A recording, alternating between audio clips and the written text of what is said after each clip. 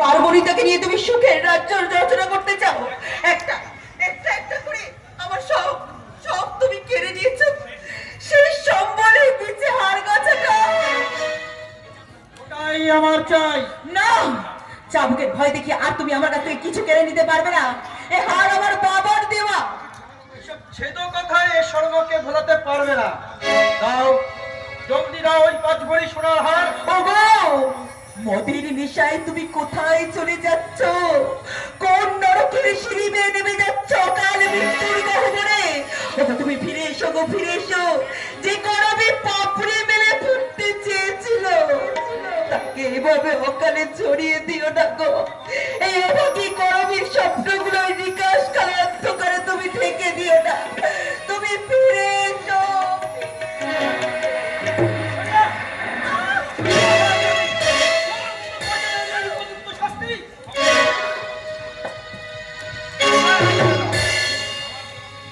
আবার তুই বৌমাকে মারতে চাবুক তুলেছিস?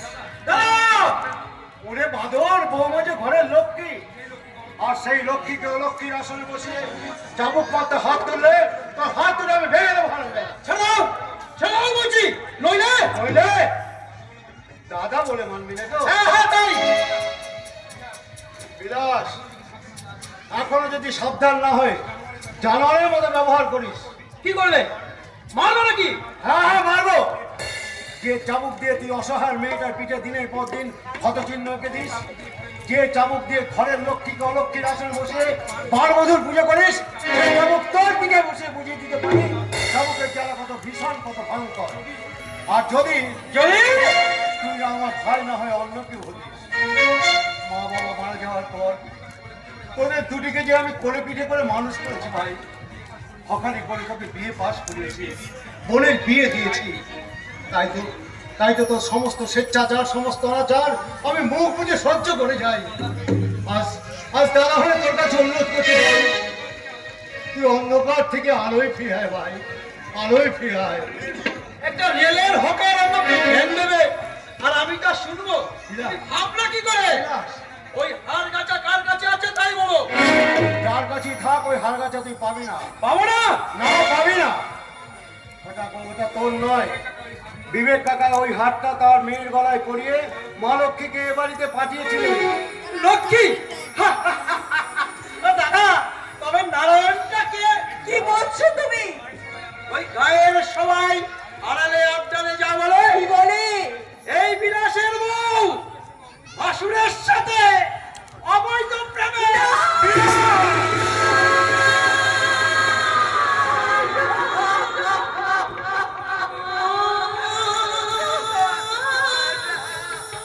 এই তো মাল পেয়ে গেছি। যাই, আবার জুয়ার দাম ধরে হেরে যাওয়ার সমস্ত টাকা তুলে নি, আর ওই সুন্দরী কোয়েলের রূপের অহংকারে উপযুক্ত জবাব নিয়ে আসি। ওগো ঈশ্বর, নিজের স্বামীর মুখে এমন অপবাদ শোনার আগে তুমি আমাকে মৃত্যু দিলে না কেন? কেন? পারলাম না। যে মুখ দিয়ে ওই পাপ কথা উচ্চারণ করলো, সেই পাপের মুখ দাদা, মহাভারতের মহাপুরুষ বিখ্যাত পাপের কথা বলেছিল। আমি তো সামান্য রেলের হকার। দাদা, দুদিন পরে ও ঠিক ফিরে আসবে। ও যে অন্ধকারে হারিয়ে গেছে দাদা। না বাবা না, বিলাসকে আমি হারিয়ে যেতে দেবো না। ও যে আমার ভাই, অনেক কষ্ট করে ওকে আমি লেখাপড়া শিখিয়েছি, বড় করেছি, মানুষ করেছি। দাদা, ওকে ওকে অন্ধকার থেকে আলোতে ফেরাতেই হবে। বহু সাধনার পরে আমি দেবতার মতো ভাসুর পেয়েছি দাদা, পেয়েছি। কিন্তু এমনই আমার মন্দ ভাগ্য, সংসার পেয়েও আমি স্বামী পেলাম না। দাদা, আপনার ছন্ন ছাড়া ভাইয়ের কথা আপনি কিছু মনে করবেন না। আমার স্বামী আমার নামে যতই কলঙ্ক দিই, পাড়ার লোকে যতই আড়ালে আপনারে আমার নামে কথা বলুন, আমি জানবো আপনি আমার দাদা, আমার পূজনীয়। আরে ঝরে যাওয়া করবি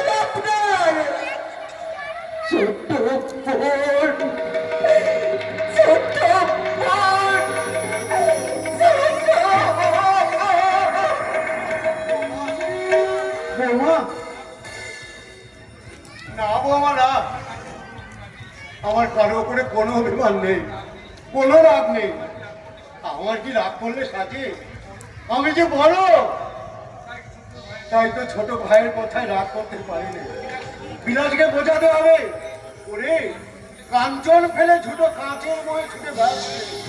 ঘরের লক্ষ্মীকে পায়ে ঠেলে অলক্ষ্মী পুজো করিস রে। এই হকার দাদাকে যত পারিস দুঃখ দে, কষ্ট দে, কিন্তু তোরা দুজনে একে অপরকে ভালোবেসে গড়ে তোল সুখের স্বর্গ। সংসার যদি স্বর্গ হয়, তবে আজ আমার সেই সংসর্গ থেকে প্রস্তাব দাদা। হ্যাঁ, হ্যাঁ দাদা, হ্যাঁ। ওরা আমাকে পাঠিয়ে দিল দাদা। দাদা, কি আর বলবো বড় বাবু, ওই পাষণ্ডটা মানুষ নয় গো, ওই পাষণ্ডটা মানুষ নয়। ওরা শুধু টাকাই চিনল, মানুষ চিনল নি গো, মানুষ চিনল নি। দুঃখীরাম, তুমি কি বলছো ভাই? আমি যে কিছুই বুঝতে পারছি না।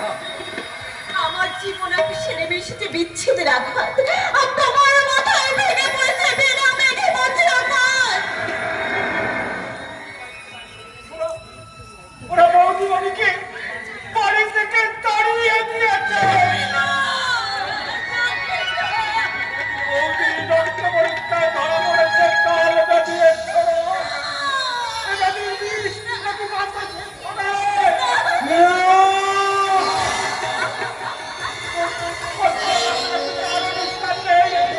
কেউ কথা বলে না, খেতে দেয় না।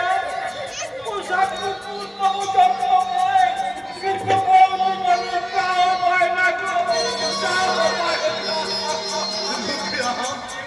কেউ কেউ যেতে চাইনি গো, কোন ডাক্তার দেখতে চাইছে না।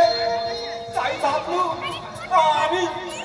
আমি তো চাকর, তাই সবাই লোকের ভয় পাইনে গেলে আমার মরতে ভয় নাই গো, আমার মরতে ভয় নাই।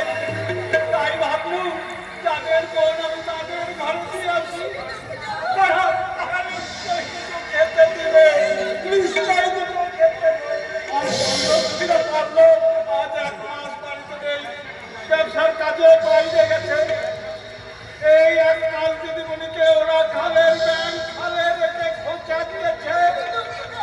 3 রাত 6 অত্যাচার দিদিমণির নিজেকে সহ্য করতে হয়েছে।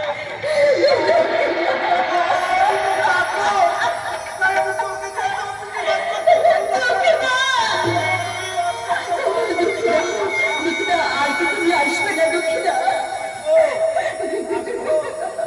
ঠিক আছে, দাদাবাবুকে আসতে বলবো। রামচন্দ্রের আদেশে সীতামাকে বনবাসে দিয়েছিল ভাই রামচন্দ্র। আর আমি তোমাকে বনবাসে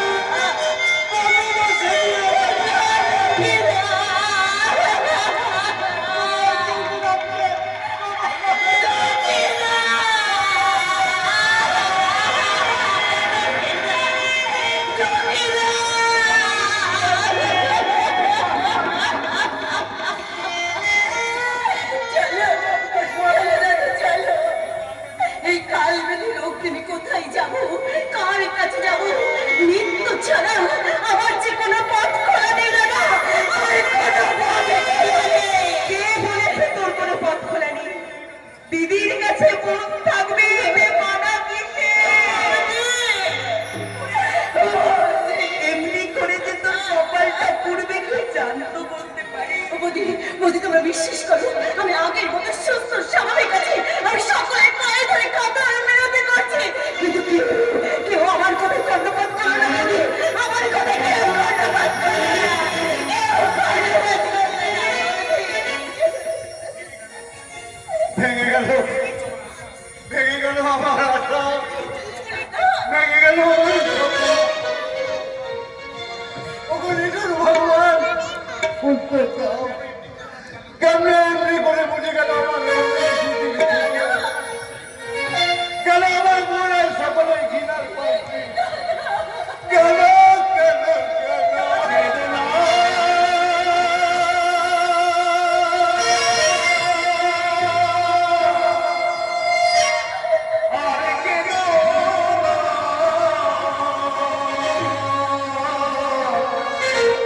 তুমি